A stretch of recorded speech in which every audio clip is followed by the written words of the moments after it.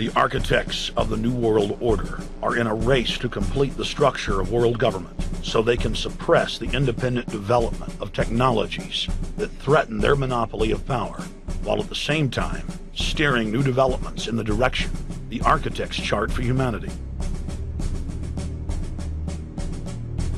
The technocrats call their governing system the final revolution because in the past, empires were enforced militarily.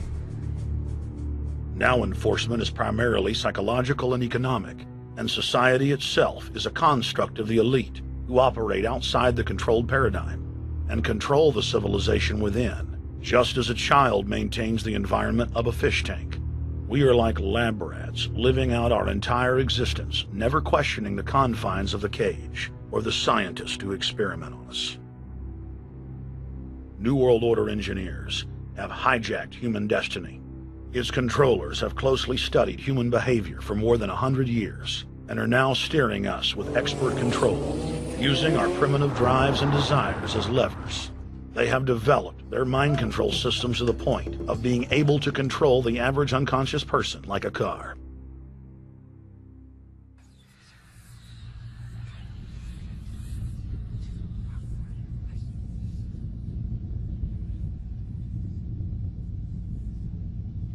Eugenics dominated the 20th century. Its ruthless spirit has now metastasized into the fields of genetics, nanotech, and robotics. But that's not surprising. From their inception, all three disciplines have been dominated by eugenicists.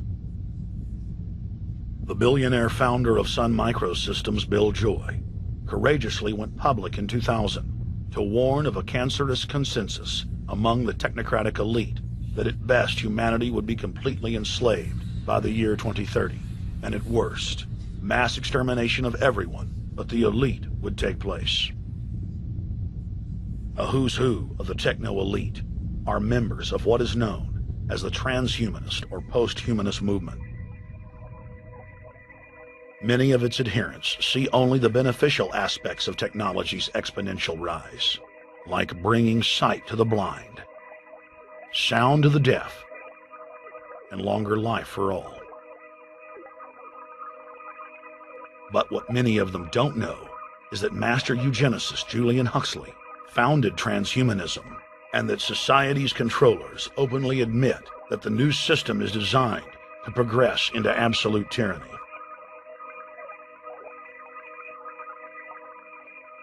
Leading transhumanist Ray Kurzweil boasts that technological advancements will allow those that can afford it to live forever, but admits that most won't be able to keep up with the new master race. The drive for world government is now all about who will control and have access to radical life extension systems. Biological evolution is too slow for the human species. Over the next few decades, it's going to be left in the dust. Transhumanists believe that they will attain the fountain of youth by merging with technology. Now, it may be within their reach. Decades ago, transhumanists said that if you did not accept augmentation or enhancements, you would no longer be able to get jobs. And now it's happening today. The elite who occupy the commanding heights of digital reality are suicidal nihilists. Suicidal nihilists know that there is no longer any substantive purpose to their willing, but they would always prefer to go on willing than not to act at all. They can very happily ally themselves with the notion of nuclear holocaust or perfect exterminism. Technology has become so powerful in its capacity for destruction that free humanity cannot afford to let psychopathic technocrats with delusions of grandeur repeat the mistakes of their forebears, because it is highly probable that this time they may destroy everything, including themselves in their mad rush for godhood.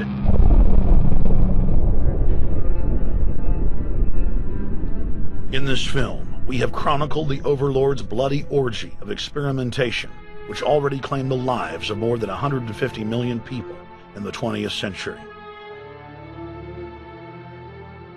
And now, they are promising to deliver an invincible tyranny that will dwarf their past exploits. In the days of World War II, there were sovereign nations and armies to stand against Hitler's final solution. Once world government is in place, no one will be able to stop the New World Order's plans for global population reduction. For those immune to psychological programming, hundreds of FEMA camps have already been built throughout the United States. In their quest for population reduction, no method is off the table. These dark builders intend to release a string of man-made bioweapons plagues, each one worse than the last, while at the same time expanding the police state to enforce an orderly extermination of the population, all in the name of fighting invisible terrorists. And the Georgia Guidestones stand today as a cold testament to the elite's sacred mission. To have a two-class system where the underclass are forced to live as slaves in tiny enclosed cities, while the elite enjoy the land of the earth, evolve into superhumans with the aid of advanced implantable technologies, live eternal lives, and travel throughout the cosmos. This is the promise given to the inner members of the New World Order and the agenda of the Bilderberg Group.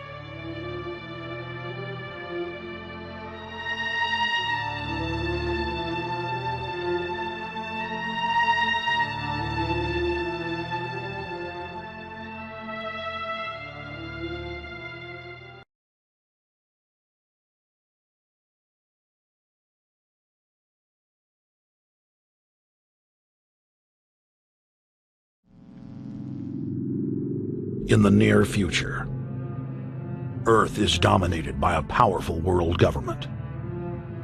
Once free nations are slaves to the will of a tiny elite. The dawn of a new dark age is upon mankind. Countries are a thing of the past. Every form of independence is under attack, with the family and even the individual itself nearing extinction. Close to 80% of the Earth's population has been eliminated. The remnants of a once-free humanity are forced to live within highly controlled, compact, prison-like cities. Travel is highly restricted. Superhighways connect the megacities and keep the population from entering into unauthorized zones. No human activity is private. AI supercomputers chronicle and categorize every action. A prison planet dominated by a ruthless gang of control freaks, whose power can never be challenged. This is the vision of the global elite, their goal. A program of total dehumanization, where the science of tyranny is law. A worldwide control grid, designed to ensure the overlord's monopoly of power forever. Our species will be condemned to this nightmare future unless the masses are awakened to the New World Order master plan and mobilized to defeat it. Erected by a secretive group, the Georgia Guidestones are a testament to the elite's plan for a world religion, global laws, with a global court and army to enforce it. And set in stone, it is written that the population never rise above 500 million.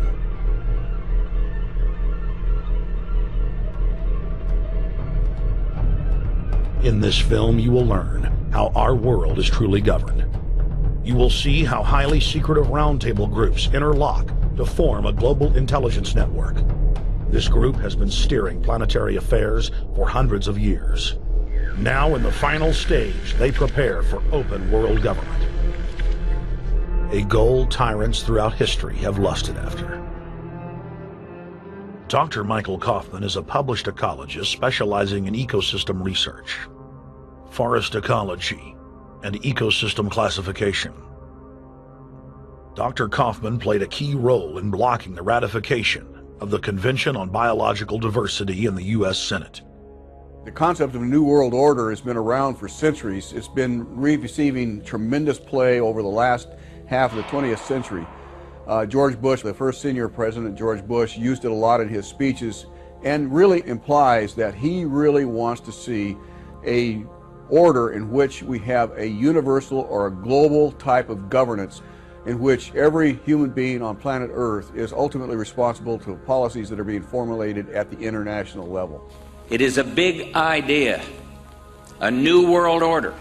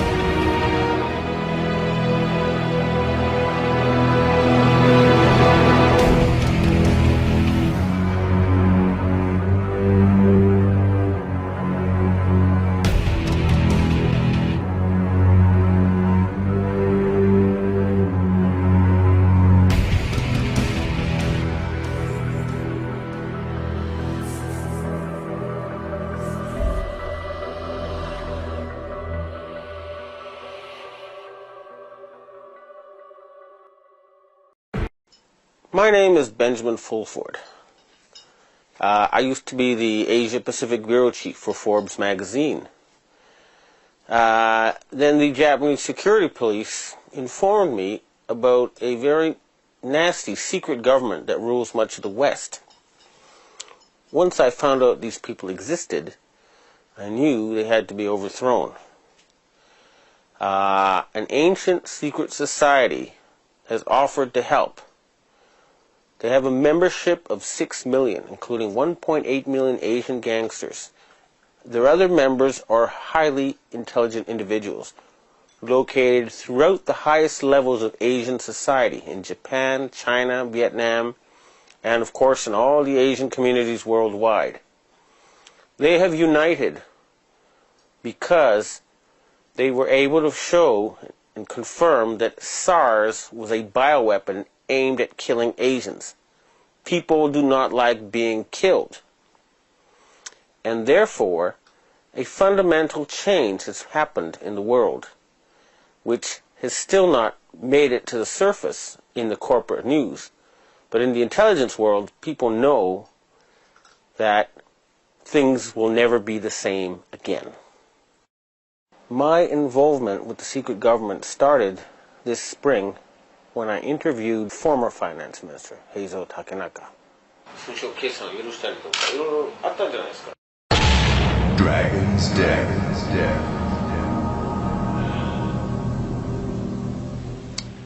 I confronted him with evidence that he had sold out the Japanese financial system to a group of financial companies controlled by David Rockefeller and the Rothschilds.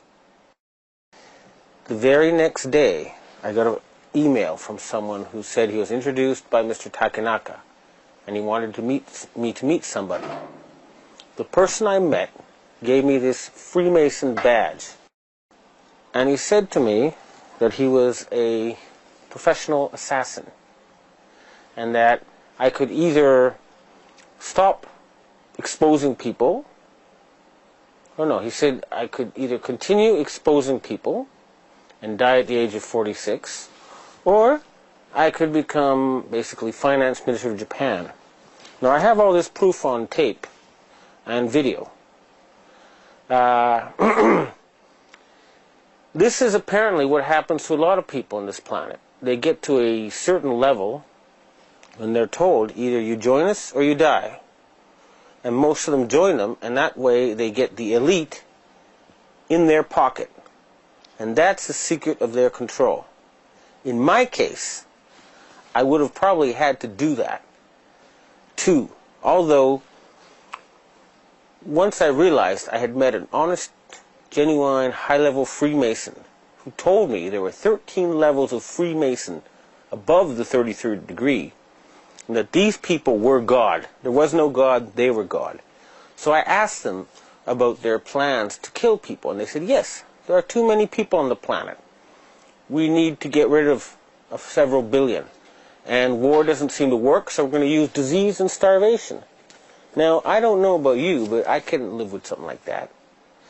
And my first thought was I'll have to pretend to join them and try to,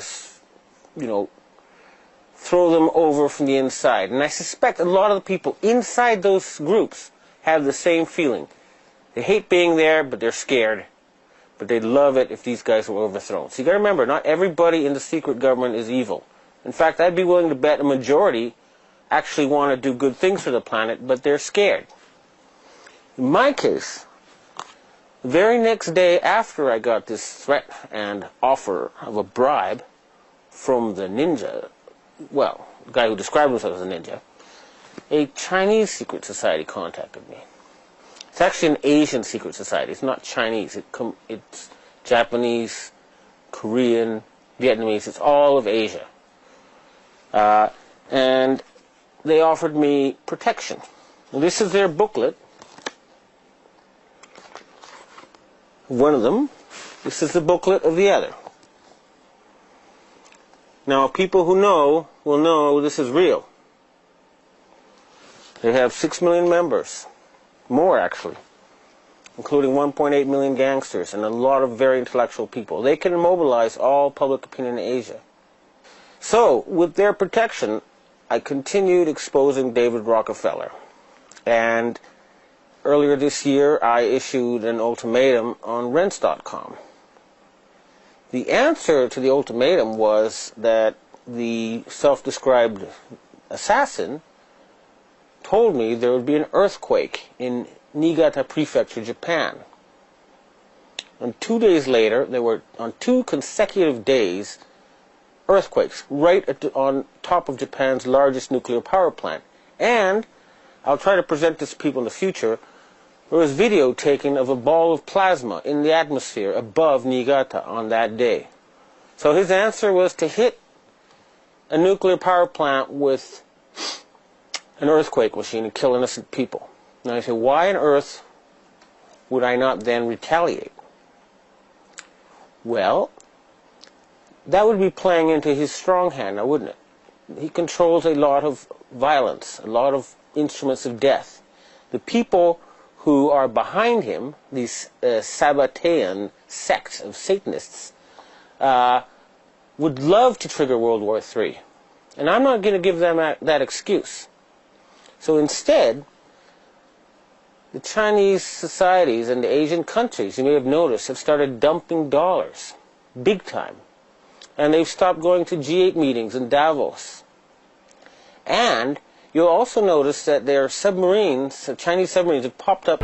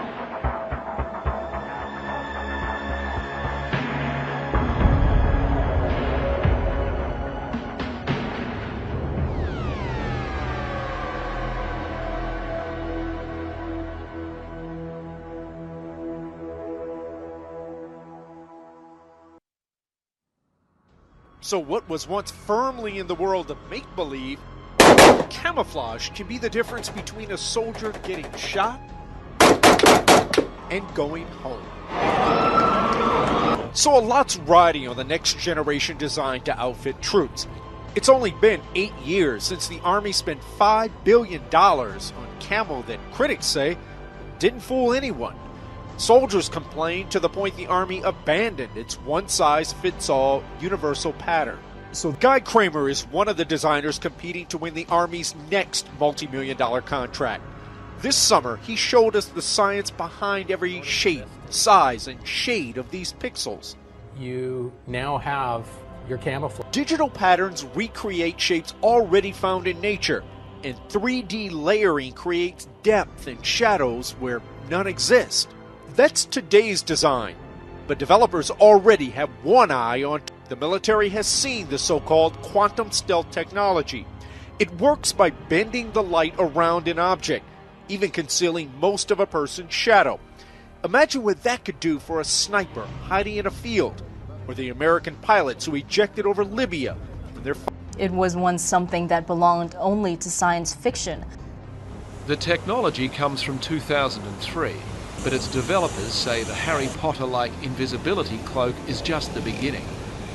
The team, led by Dr. Susumu Tachi from Keio University, retroreflective projection technology uses a computer, a video camera, and projector to shine background images onto the front of a subject wearing specialized clothing, which can reflect light directly back at the source, much like a movie screen. Viewed from near the light source, the projection is bright even in broad daylight, and researchers say the material can be applied to almost anything. In the short term, the team sees usage in car interiors, airplanes and helicopters. They say blind spots could be eliminated and accidents and hard landings avoided by making walls seemingly transparent. The eventual goal, though, is to create an augmented reality that allows anyone to easily see information on real-world objects. Looking to the future, instead of glasses, people could wear this, and it would act as a navigation system. It could also tell you who someone is if you meet them around town. In the few years since the technology's invention, the price of the material, as well as that of computing, has come down, opening the door for smaller yet more powerful applications. Whether used to increase safety or to create a whole new form of computer-human interaction, the world is likely to see, or possibly not see, more of this technology in the future.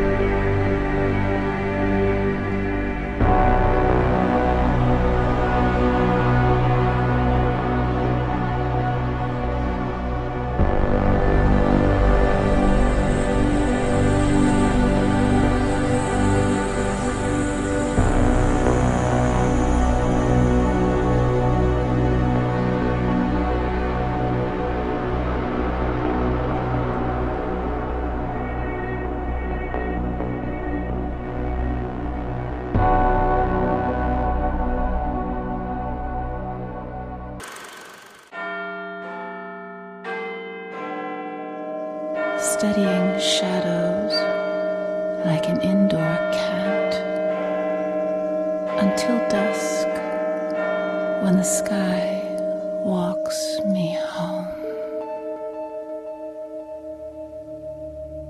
How far has the ancient Illuminati secret society network penetrated world politics? If you read the many books published about conspiracies, then you will learn that many leading authors have alleged that British Prime Minister Tony Blair is a high-ranking Freemason.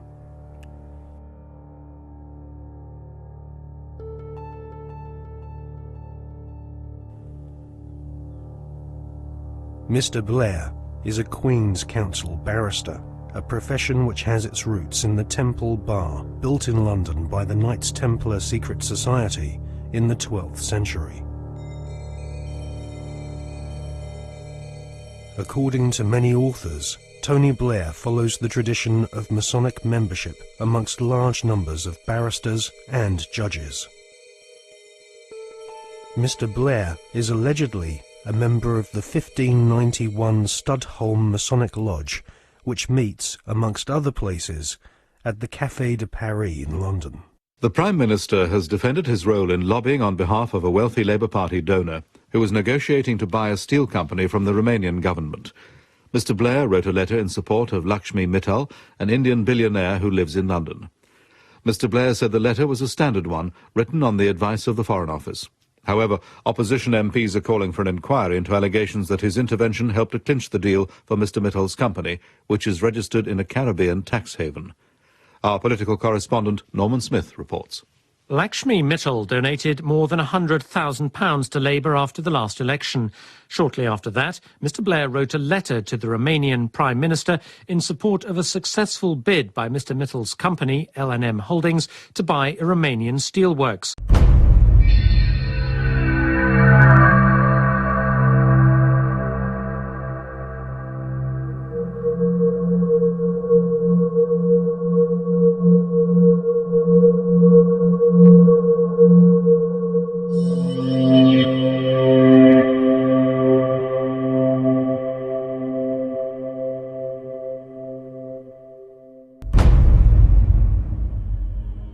A retired solicitor once described barristers like Tony Blair as highly paid professional liars.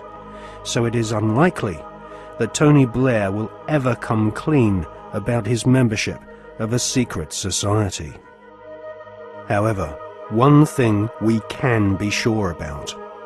The Masonic establishment at the heart of British society does not like being probed or investigated when it comes to matters of Masonic membership.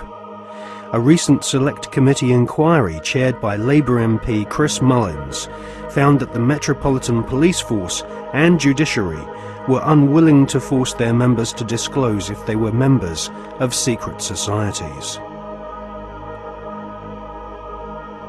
In a series of embarrassing revelations in the 1970s and 1980s, the British author Martin Short established that the Scotland Yard Vice Squad and senior CID officers were all Masons and taking bribes from pornographers in London's Soho. Martin Short estimates that 1 in 6 British police officers are Masons, and that there are approximately 600,000 Freemasons in Britain today. Many Freemasons occupy highly paid jobs at local borough councils across Britain, which often have Masonic temples inside council buildings, maintained at the taxpayer's expense. In Scotland, Masons used to proudly parade through the streets. After the exposure of local authority frauds involving corrupt Masonic solicitors and councillors, British Freemasons went underground and now rarely march in view of the public. The public image of British Freemasonry has been damaged by the revelation that supercriminal Kenneth Noye and the men responsible for the Brinks-Mat gold bullion robbery were all Masons. As Prime Minister, Tony Blair has frequent meetings with the Queen. She herself is Grand Patroness of International World Freemasonry, which has its Grand Lodge of England headquarters near Drury Lane in London. The British government employs a huge number of civil servants, magistrates, judges, solicitors and officials, which have all historically been Freemasons. The deceased author of The Brotherhood, Stephen Knight, says that penetration of Freemasonry into the British establishment goes way beyond policemen and parish councils. Knight says that the Palace of Westminster, home to the British Parliament, is used as a meeting place for at least 2 Masonic lodges. One of these lodges is called the New Welcome Masonic Lodge, which regularly hosts blood-curdling rituals and ceremonies inside the Palace of Westminster. Members of Parliament from all political parties gather together, wearing white gloves, sashes, lambskin aprons, and wielding ceremonial daggers, swearing bloodthirsty oaths of allegiance to each other. Just where this leaves British democracy is anyone's guess, but the fact that these secret ceremonies take place in a building paid for by the British taxpayer leaves one wondering if Freemasons do not see themselves as superior to the average British citizen. Many researchers claim British Prime Minister Tony Blair is a high-ranking 33rd degree Freemason. This is the highest rank of Mason, and this elite cabal of British Freemasonry has its own headquarters at number 10 Duke Street, which some claim is connected to number 10 Downing Street via a secret underground tunnel. Inside the Duke Street headquarters of the Supreme Council of the 33rd degree, there is a red room, a black room, and a chamber of death, which Masons use for macabre rituals based on ancient Jewish mysticism and Enochian magic. Once initiated into the 33rd degree, Masons are told they are superior beings, and the human population are referred to as being profane goyim, which means cattle. If Tony Blair is indeed a 33rd degree Freemason, then he is following in the footsteps of previous Prime Ministers, who have all been members of either Freemasonry, the Knights Templar, or the Round Table, which was started by Sir Cecil Rhodes following his economic conquest of Zimbabwe during the 19th century.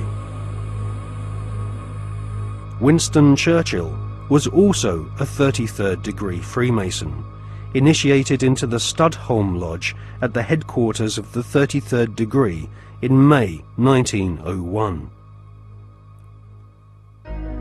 Winston Churchill was also a member of the Order of Druids, who often meet at Stonehenge during the spring equinox, whilst members of the British public are forcibly restrained from this ancient megalithic site by thousands of police officers.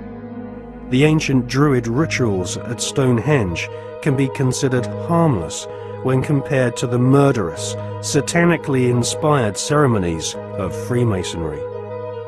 Most Freemasons do not progress beyond the first 3 degrees or exams of initiation. These are often called the blue degrees.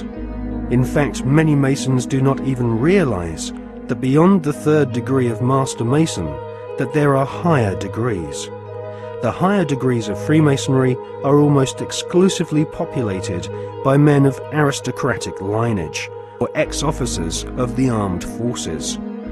In all, at any one time, there are no more than a few dozen men who reach the 33rd degree. As they pass each ritual test, the ceremonies become more bizarre and include symbols which can be found in ancient Egypt, with initiates being given pompous titles such as sovereign, prince, or knight.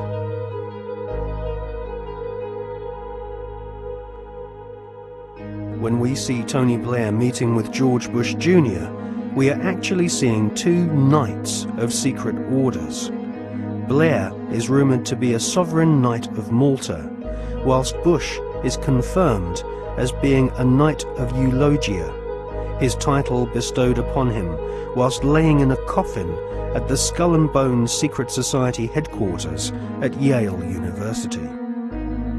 Blair and Bush claim to have democracy and freedom as their #1 priorities, but both have sworn blood-curdling oaths of allegiance to ancient Babylonian, Egyptian and Jewish demon gods. Both have sworn on pain of death not to reveal the secrets of their Masonic orders. Both have been initiated into the age-old Illuminati global network, which is obsessed with death and murder. I mean, are we being ruled by politicians who consult with Baphomets and demons? Yes, we are. The way the world is structured is like a compartmentalized pyramid, and it's pyramids within pyramids, like Russian dolls, one doll inside a bigger doll inside a bigger doll. So you'll have a compartmentalized pyramid that is the British government, for instance, where the people at the bottom don't know what the top is really going towards, what the agenda really is. Just as in in a bank, you've got a bank, and the people at the bottom of the bank who take the checks over the counter, they don't know what's going on above them, and they don't know what's going on above them. And eventually, in all these pyramids, you have a tiny little number of people at the top that are actually the only people that know how the whole game fits together. Everyone else is just playing their part in ignorance. And so what the Illuminati do is they make sure that only their people, or those that are not a problem to them, will reach those levels of power in which decisions have to be made to push this agenda forward. When people say sometimes, well, you see these people everywhere, you see these one and these one other. No, hold on a second. No, they're at these high positions of power. Therefore, because of this process of filtering them out, if you're not one of us, mate, you ain't going to get sponsored by the right people to get these positions of power. And if you slip through the net, there's going to be a scandal, or there's going to be something we're going to bring up that is going to bring you down because you're not one of our guys. And so therefore, the ratio of people who are into these dark satanic rituals, etc., to positions of real power in the world are very, very high compared with the general population, where it's nothing like as high, of course. And so the question answers itself, in my experience, when people say, do you think the Prime Minister of Britain's involved? And my reply is he the Prime Minister of Britain? Yeah, well, he's involved, particularly Britain, because the reason, you see, that you cannot put a cigarette paper between the British Prime Minister ever and the President of the United States, whether Democrat or Republican, is because both are answering to exactly the same masters. And Blair and Bush, who are gophers, I mean, the real power you don't see. They're just, they're on public display, they're still at gopher level. They are far more terrified of those in the shadows dictating to them than they are of public reaction to them. Because the most that public reaction can do is kick them out. It's not the most that the people in the shadows can do. I was talking years indeed before Blair came to power, that Blair was a chosen one and that he would be brought through. And one of his tasks would be to take Britain into the euro, among many other things. And this is why Bush and Blair speak from the same song sheet, because the same people are handing out the song sheets. So yes, absolutely is involved. And so are the British royal family in horrendous rituals that go on at places like Balmoral. And if what really goes on comes out, and it will, people like Bush and Blair and the British royal family will have to reincarnate many times to complete the sentence.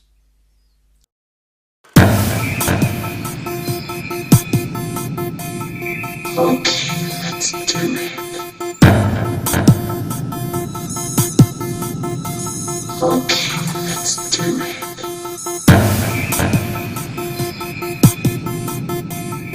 Okay, let's do it.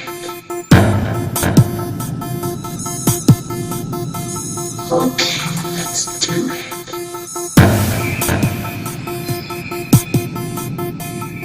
Okay, let's do it. Okay, let's do it.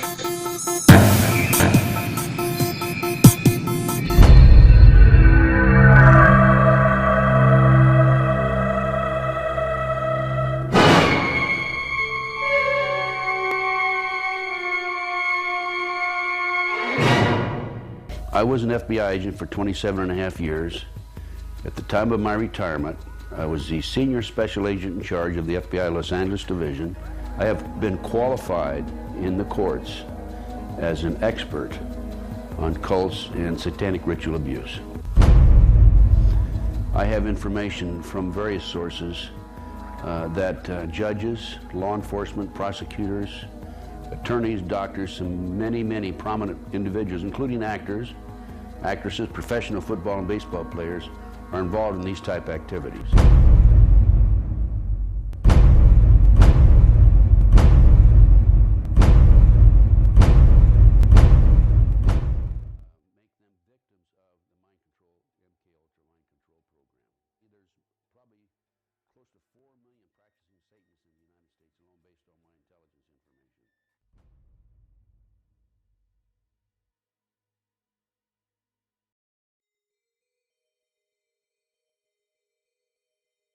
If the many authors on the subject of the occult are correct, and Tony Blair has been initiated into the 33rd degree, then his pseudo-Christian morals will be compromised by the fact that devil worshippers and high-ranking Freemasons have walked through the corridors of power hand in hand for centuries.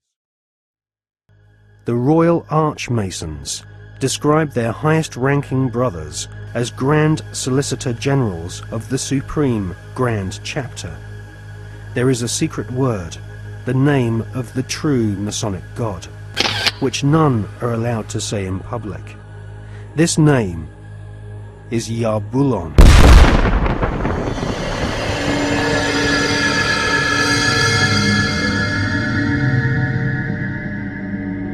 The Masonic God is not the same God of the Bible, which the Masons call Adonai.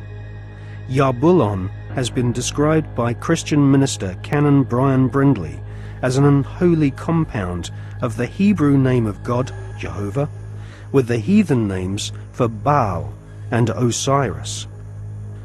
The highest ranks of Freemasonry utter Yarbulon as the one sacred and mysterious name of God. Yarbulon is a tripantheon Masonic god, in part deified as the historical Baal, which the Oxford English Dictionary confirms as being a Hebrew word. Baal is the chief male deity of the Phoenician and Canaanite nations. To the tribes of the Old Testament, Baal was the devil himself.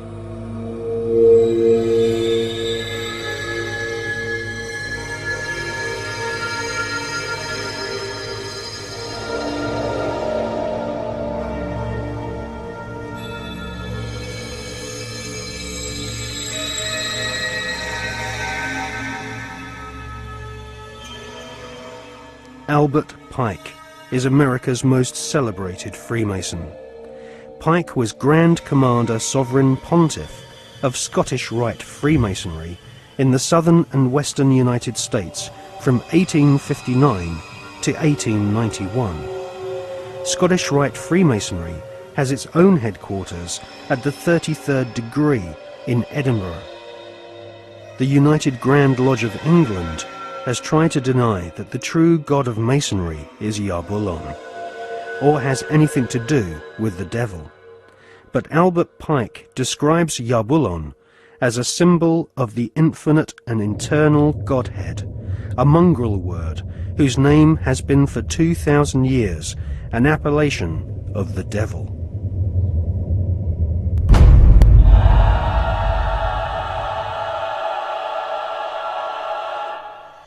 On the 14th of July 1889, Albert Pike issued these instructions to 23 Scottish Rite Supreme Councils throughout the world.